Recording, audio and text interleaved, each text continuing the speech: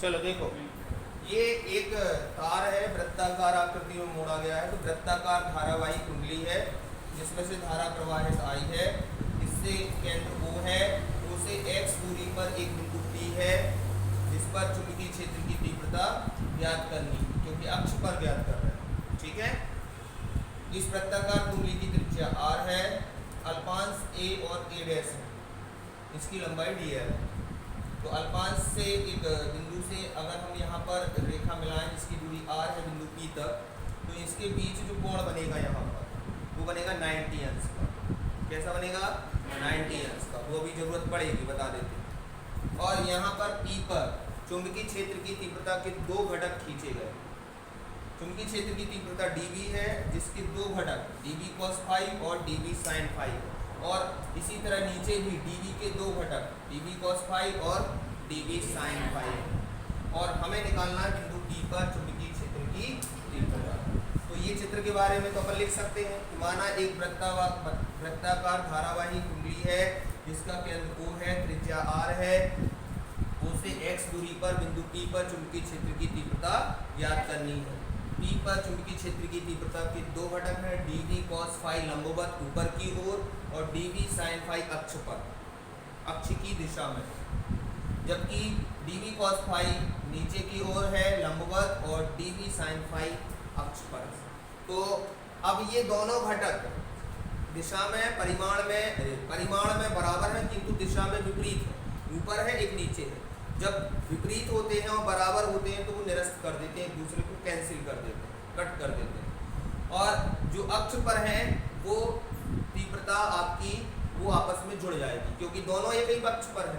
तो आपकी इसी अक्ष पर निकालना, ये दोनों तो एक दूसरे को क्या कर देंगे?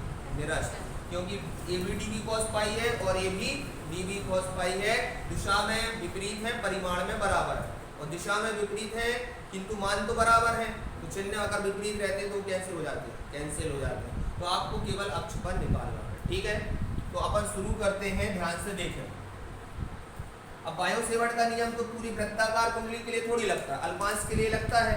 तो हम इस अल्पांश के लिए लगाते हैं बायो-सेवर्ट का नियम। तो अल्पांश a, इसके कारण अल्पांश a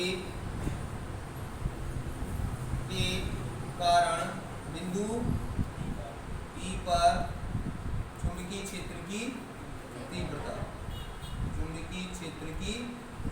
तीव्रता, इसके नियम से, बायो-सेवर्ट के नियम से क्या होता है? बायो-सेवर्ट का नियम dv बराबर μ0 अपॉन 4 पाई IDL sin theta upon r square. तो IDL sin theta upon r square, ये लग गया बायो-सेवर्ट का नियम। ठीक है। अब यहाँ थीटा हमने बताया, यहाँ जो थीटा बन रहा है वो कितने अंश का है? 90 डिग्री का। तो यहाँ साइन थीटा का मान कितना हो जाएगा? थीटा बराबर 90 अंश, क्योंकि जो रेखा बन रही है अल्पांश के साथ उनके बीच बना कोण कितना है? 90 अंश। तो इसमें रखेंगे तो क्या आ जाएगा? dv बराबर μ0 अपॉन 4 पाई IDL साइन 90, सीधे एक लिख दें, साइन 90 का मान 1 होता है, बटे r स्क्वायर। इसको समीकरण 1 ले देंगे। इतना समझ में आया सबको, सभी लोगों को? तो ये था बायो-सेवर्ट के नियम से अल्पांश के कारण चुंबकीय क्षेत्र की तीव्रता। अब यहाँ हम लिखेंगे चुंबकीय क्षेत्र की तीव्रता के कितने घटक हैं? चुंबकीय क्षेत्र की तीव्रता कौन है? dv के दो घटक कौन कौन से हैं? घटक dv cos फाई अक्ष के लंबवत, ये अक्ष है इसके लंबवत है, dv cos फाई अक्ष के लंबवत तथा dv sin फाई अक्ष के अनुदिश, अक्ष की दिशा में dv sin फाई अक्ष के अनुदिश है।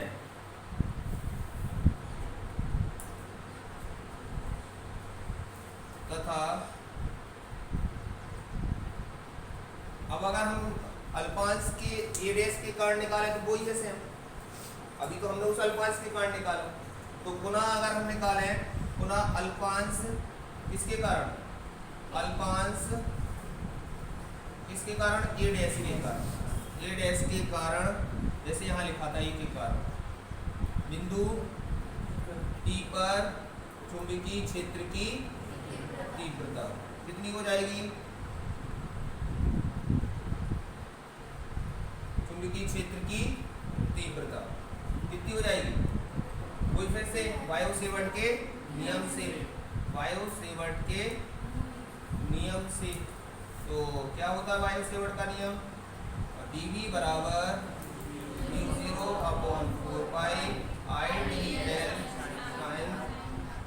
साइन थीटा, मतलब वही 90 फिर से रखेंगे, नीचे भी यहाँ 90 बनेगा, तो sine theta upon r square और थीटा बराबर 90 है, तो ये क्या बन गया, dV बराबर μ0/4π/IdL अपॉन आर स्क्वायर। अब फिर से वही कहानी नीचे लिखेंगे, क्या, चुंबकीय क्षेत्र की तीव्रता dV, यही लिख रहे हैं पूरा, के दो घटक dV cos फाई अक्ष के लंबवत नीचे की ओर है, अक्ष के लंबवत नीचे की ओर, या कह सकते हैं P एंड डैश दिशा में, किस दिशा में, P एंड डैश दिशा में, या नीचे लिख दीजिए, ठीक है, अक्ष के लंबवत P एंड डैश दिशा में, इससे आपको पता चल जाए नीचे की बात कर रहे हैं यहाँ की, ठीक है, P एंड दिशा में है, ठीक है। तो जब P एंड डैश दिशा में है तथा dV sin फाई ये इसमें है, ये नीचे हो गया, और ये dV sin फाई कहाँ पर है, अक्ष की दिशा में है, तो हम लिख सकते हैं कि जो dV cos फाई और dV cos फाई विपरीत दिशा में होने के कारण, परिमाण में बराबर होने के कारण एक दूसरे को क्या कर देंगे, निरस्त, और dV sin फाई और dV sin फाई एक ही दिशा में, अक्ष की दिशा में होने के कारण आपस में क्या हो जाएंगे, जुड़ जाएंगे, तो हम यहाँ लिखेंगे dV cos फाई किस दिशा में है, Pn दिशा में, किसमें, Pn दिशा में, तथा dV cos फाई कहाँ पर है, P एंड डैश दिशा में है, जो कि आपस में बराबर किंतु विपरीत दिशा में, कैसे हैं, विपरीत दिशा में हैं, और जब विपरीत दिशा में होते हैं तो वो एक दूसरे को क्या कर देंगे, निरस्त, अतः वे एक दूसरे को क्या करते हैं, निरस्त करते हैं। अब जब निरस्त करते हैं तो वो कट जाएंगे, कैंसिल हो जाते हैं, तो किंतु dV sin फाई कैसे है, dV sin फाई और dV sin फाई दोनों अक्ष के कैसे हैं, अनुदिश हैं, अतः वे आपस में क्या हो जाते हैं, आपस में जुड़ जाते हैं। तो अब हम निकालेंगे कुल चुंबकीय क्षेत्र की तीव्रता। अभी अल्पांश के कारण निकल गई, अब किसके कारण निकालेंगे, कुल के लिए पूरी धारावाही वृत्ताकार कुंडली के लिए निकालेंगे। अभी किसके लिए निकली है, अल्पांश के लिए, कल बताया था हमने। तो अपन निकलेंगे अब क्या, धारावाही, अब अल्पांश नहीं, पूरी कुंडली, धारावाही वृत्ताकार कुंडली के अक्ष पर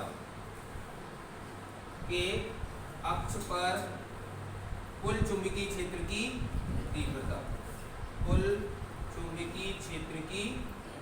तीव्रता, अब आपको पता है कुल निकालने के लिए क्या करते हैं, समाकलन करते हैं कुल निकालने के लिए। तो क्या बनेगा सूत्र, वही जो अपन ने किया था, क्या लिखेंगे यहाँ, B बराबर करते हैं, पूरा कुल निकालते हैं। अब इसमें dv का मान रख देते, चाहे ये रख दो चाहे ये रख दे, की बात है, एक ऐसी है दोनों मान में, है कि नहीं। तो यहाँ पर हम अक्ष पर निकाल रहे हैं, मगर किस पर निकाल रहे हैं, अक्ष पर। तो ध्यान से सुनना, अक्ष पर क्या, ये है अक्ष, अक्ष पर निकाल रहे हैं तो कौन सा घटक है अक्ष की दिशा में, dv sin फाई, कौन सा है, dv sin फाई। और आपने यहाँ लिखा है धारावाही वृत्ताकार कुंडली के अक्ष पर, ये लिखा इस पर, अक्ष पर। तो अक्ष पर अक्ष का घटक भी तो लिखा जाएगा, कितना है, dv sin फाई, तो dv sin फाई। आ रहा समझ में। cos फाई क्यों नहीं लिख रहे, वो निरस्त हो चुके हैं, लंबवत है, हमें किस पर निकालना है, अक्ष पर, तो dv sin फाई। ठीक है, अब इसमें dv का मान रख देंगे। ठीक है, sin फाई समझ में आ रहा, क्यों आया, क्योंकि अपन किस पर निकाल रहे हैं, अक्ष पर। अब कई लोग कह रहे हैं सर दो है इसमें, एक क्यों लिख रहे हैं, जी काहे के लिए होगा, कुल के लिए, कुल तो लगा है आगे, समाकलन का चिन्ह लग गया, इसका मतलब क्या है, कुल। तो आप चाहे एक बार लिख दो चाहे दो बार लिख दो, कुल तो आगे लगेगी। ठीक है, तो ये हो गया। अब इसमें अपन किसका मान रखेंगे, बोले dv का, जो अपन निकाल चुके हैं। तो इसमें किसका मान रखेंगे, या तो ये dv रख दो या ये रख दो, दोनों ही कई बार है।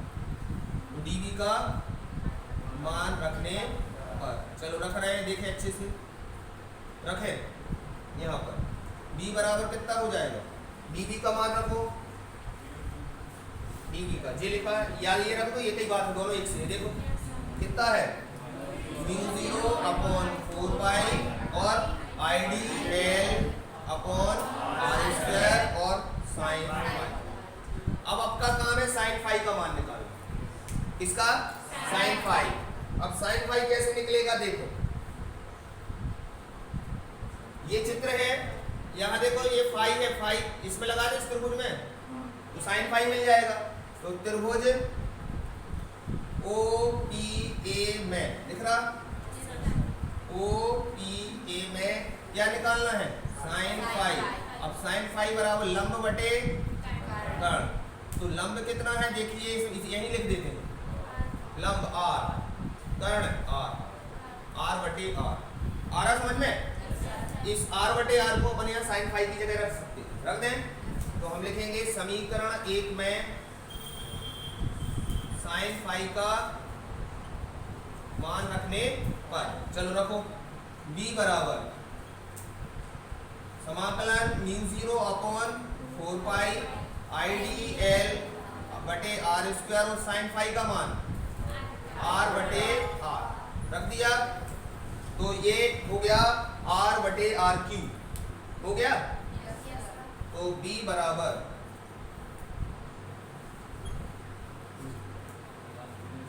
μ0 अपॉन 4 पाई IDL r बटे r की घात 3। ठीक है, अब इसमें ये वृत्ताकार कुंडली है, तो इसमें से हम सबको बाहर निकाल के जो समाकलन है केवल dl में लगा देंगे, क्योंकि इसमें समाकलन होता है x के सापेक्ष x का, थीटा के सापेक्ष थीटा का, इसमें कुछ है नहीं। तो आपका जो समाकलन रहेगा वो उस परिधि में लग जाएगा पूरी। तो क्या आ जाएगा ये बताओ, b बराबर μ0 अपॉन 4 पाई बाहर निकाल दो और I r बटे r क्यूब और समाकलन किस में लगा दो, dl में। अब dl आप जानते हैं एक छोटा सा टुकड़ा, और यहाँ लग गया समाकलन, मतलब पूरा टुकड़ा, छोटे छोटे टुकड़े मिलकर पूरे अल्पांश बन जाएंगे, और पूरे अल्पांश मिलकर क्या बना रहे हैं, वृत्त की परिधि। और वृत्त की परिधि कितनी होती है, तो हम यहाँ लिख सकते हैं, क्योंकि dl बराबर 2 पाई r, त्रिज्या r है कैपिटल, 2 पाई r होगी कि नहीं होगी, सबको समझ में आ रहा। तो कितना मान आ जाएगा यहाँ dl का, b बराबर μ0 अपॉन 4 पाई I r, और dl का मान कितना है, 2 पाई इंटू 2 पाई r, एक r से r कट जाएगा, तो कितना आ जाएगा, कैपिटल R है। तो ये कितना हो जाएगा, μ0 अपॉन 4 पाई या I काट दे रहे हो, 2 दूनी 4, पाई से पाई कट गया, ठीक है। अब बचा कितना देखो, म्यू 0 आई आर स्क्वायर और 2 आर क्यूब। इतना समझ में आ रहा?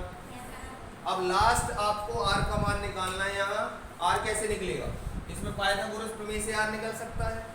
देखो इसमें कौन से, इसी त्रिभुज में जो भी लगाया था, इसमें कर्ण का वर्ग बराबर लंब का वर्ग धन आधार का मान, तो कर्ण आर है तो आर का मान निकाल के यहाँ रख सकते हैं।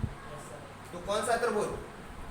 त्रिभुज ओ ई ए में पाइथागोरस प्रमेय से। पाइथागोरस प्रमेय क्यों लग रही है? यहाँ इस आर का मान चाहिए, स्मॉल आर का, ठीक है। प्रमेय से क्या हो जाएगी? कर्ण सीधे लगा दे, याद है सबको? कर्ण का वर्ग बराबर लंब का वर्ग धन आधार का वर्ग। कर्ण कौन है? आर। तो आर का वर्ग बराबर लंब का वर्ग, आर का वर्ग धन आधार का वर्ग, एक्स का वर्ग। तो आर बराबर जब वर्ग हटता है तो क्या लगती है? करणी। और करणी का मान कितना होता है? 1/2। तो सीधे 1/2 की घात लगा दे, तो कितना आ जाएगा?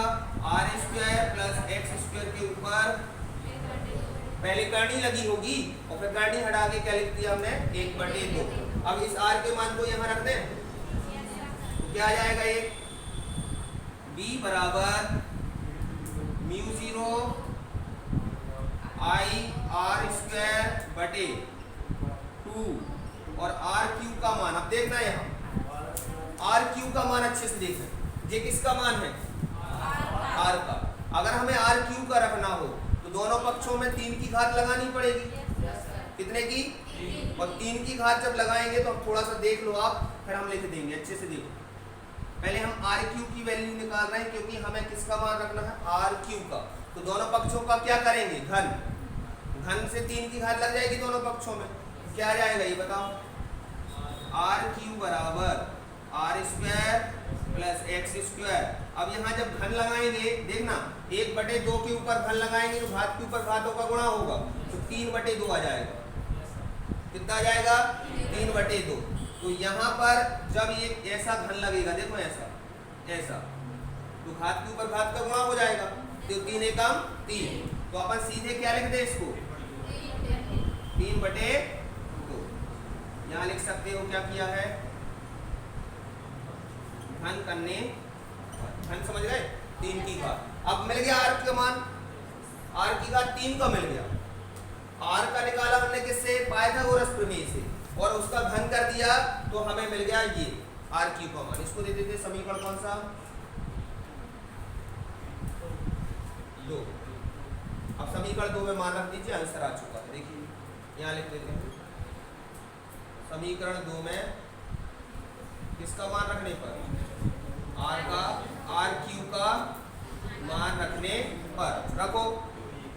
बी बराबर कितना आ गया? म्यू 0 आई आर स्क्वायर बटे आर 2 और आर क्यूब का मान ये लिखा, r square plus x square के ऊपर 3/2 की घात। यही आपका वो व्यंजक है वृत्तीय कुंडली के अक्ष पर। तो इस तरीके से आप याद कर सकते हैं। देख लीजिए सब लोग।